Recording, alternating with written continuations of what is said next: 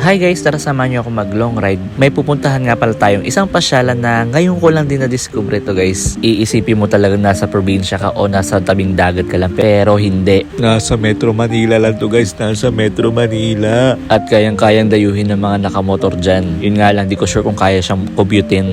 Kasi tingnan nyo naman yung mga dinadaanan ko. Pero siguro kung ibubuk mo siya sa mga motorcycle app, I think tatanggapin naman siguro. So ito nga pala yung tinatawag nila na Dampalit Mega Dike. Located lang siya dito guys sa Malabon City. And to be honest guys, ngayon ko lang nalaman na may gantong tambayan pala dito sa Malabon. And na-enjoy ko yung pagdayo ko dito. Hindi ko alam kasi sa sobrang hangin dito guys, yung maamoy mo talaga dito parang amoy dagat talaga. Tsaka kung titingnan nyo, para talaga siyang port ng barko, daungan ng mga barko, ganyan. Tsaka nakakatuwa din kasi sobrang haba pala nito, oh. Biruin nyo. Pero okay lang kasi na-enjoy ko yung lugar eh, oh. Ang ganda-ganda ng view. So dahil sobrang haba ng highway na to, marami talagang space para kung saan ka pwedeng tumambay dyan.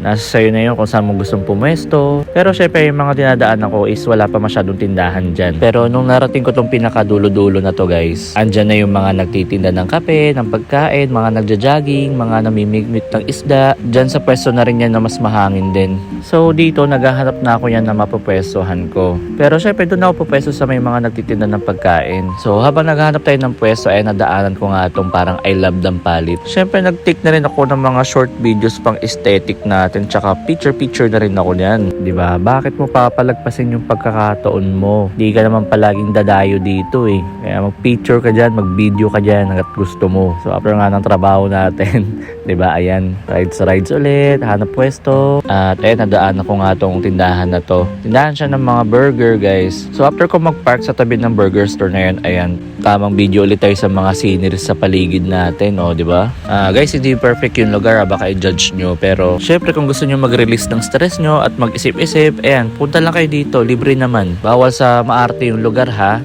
So dito bago ako mag-park, nagpaluto na agad ako ng order ko. Then kinuha ko na siya at saka naghanap na rin ako ng pwesto. Ayan. Dito sa parteng tong guys, hindi masyado crowded. O baka sadyang napaaga lang ako ng dayo ko.